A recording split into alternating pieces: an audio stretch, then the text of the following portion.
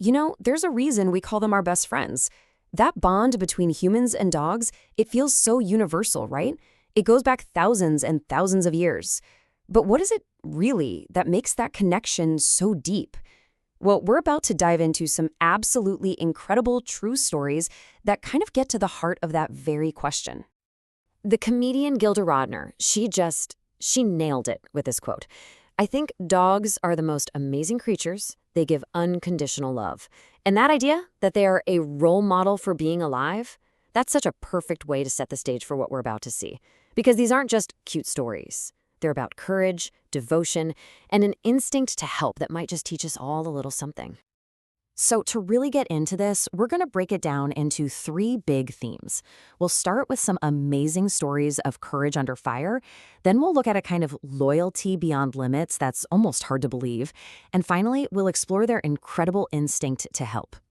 Okay, so let's kick things off with courage. And I'm not talking about barking at the mailman. No, we are talking about real bravery in the face of some serious danger. And our first story, it takes us way back, over 100 years ago, to the battlefields of World War I. So I want you to meet Sergeant Stubby. This little guy started out as a stray, just wandering onto a military training field, but he ended up becoming a decorated war hero. The soldier who befriended him, Corporal Robert Conroy, just couldn't leave him behind, so he actually smuggled him all the way to France. And once he was there, Stubby's natural instincts were, well, they were like superpowers. He could hear enemy shells coming before anyone else, he could sniff out poison gas attacks, and he'd find wounded soldiers on the battlefield. Get this, he even captured a German spy all by himself, holding on to him until the American soldiers showed up. And just to give you a sense of how intense this wasn't some one-time thing. Over 18 months, this little bull terrier was involved in 17 battles. 17. I mean, he was a real soldier, a true symbol of bravery for an entire generation. Stubby's legacy, it draws a straight line to the canine heroes we have today. The spirit is exactly the same, but how it's expressed has totally evolved. A century ago, you had Stubby, running on pure instinct and raw bravery. Today, you have highly trained pros like Vesper, who take that same core instinct and fine-tune it with incredible skill. And Vesper's story is just perfect. It's a great example of how something that looks like a weakness can actually be an incredible strength. See, she was originally in training to be a police dog, but she kind of flunked out because she was too friendly. But that exact quality, her calm, gentle personality, is what makes her an absolute rock star as a search and rescue dog in incredibly stressful situations. Vesper's job is so difficult. Just imagine the chaos of an earthquake site, all the noise, all the smells. Her job is to filter all of that out and focus on one thing, the scent of a person who is alive and trapped under all that rubble. Her work in Turkey and Morocco literally saved lives. She's just living proof of how modern training can shape a dog's natural courage into a powerful, life-saving tool. All right, from courage, let's shift gears to our second theme, loyalty. Look, we all know dogs are loyal, but these next two stories, they show a level of devotion that is just, it's on another level. It almost defies logic, distance, and even time itself. Let's just start with this number, 2,551 miles. Just let that sink in for a second. That is the minimum distance that a dog named Bobby walked to get back home after he got lost on a family trip. To put that in perspective, that's like walking from New York City almost all the way to Los Angeles. So how on earth did he do it? Well, after he got separated from his family in Indiana back in 1923, Bobby spent 6 entire months on this epic trek back home to Oregon. He crossed plains, deserts, mountains. He even crossed the Continental Divide in the dead of winter. And when he finally showed up on his family's doorstep, he was skinny and his poor toenails were worn right down to nothing. It's a journey that made him a national celebrity. Bobby's story is all about loyalty across this impossible distance. But what about loyalty across time? It kind of brings up this really powerful question, doesn't it? How long would you wait for someone you love? A day? A week? How about a month?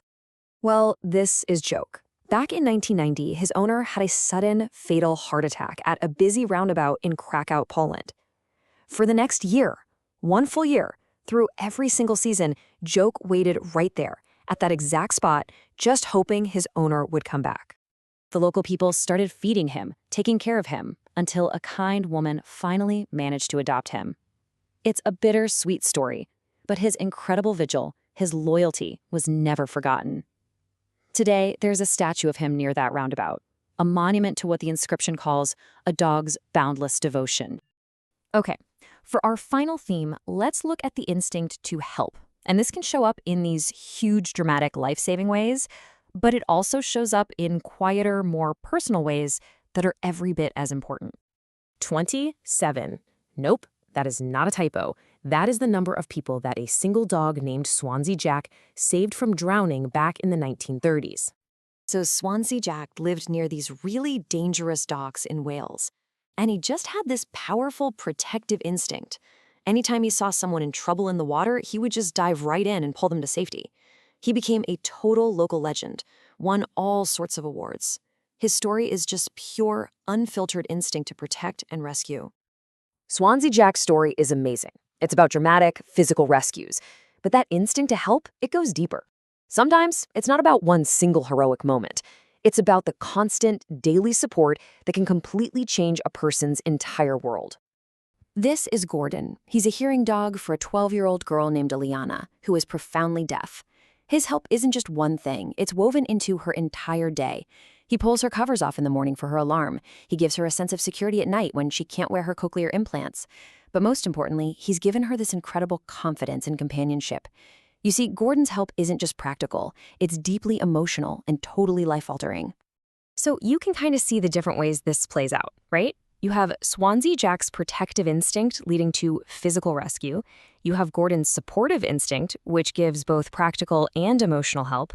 And then there's this last one, a nurturing instinct. And that can lead to something really special, taking care of other species. And this idea just comes to life in the sweetest way with Fred. He's this 15-year-old Labrador who lives at a castle in England. And when a group of ducklings were found orphaned there, Fred just, on his own, he decided to adopt them. He became their guardian, letting them cuddle up to him and even giving them rides on his back. His instinct wasn't to rescue or support in the traditional sense. It was just to nurture. So when we step back and look at the big picture, you see these amazing threads. You see the courage of Stubby and Vesper on battlefields and in disaster zones. You see the loyalty of Bobby and Jock, a loyalty that crossed countries and even time itself. And you see the helpfulness of Swansea Jack, Gordon, and Fred, shown through rescue, support, and just pure, simple compassion. Each one of these stories, in its own unique way, is just this powerful reminder of what makes that bond between us and them so incredibly special. They show us the very best of what our animal companions are capable of, and just how much of an impact they really have on our world. Which, of course, brings us right back to where we started, with that Gilda Radner quote. If dogs really are a role model for being alive, then it makes you wonder, what's the single most important lesson that their stories, that their lives, can teach us about our own?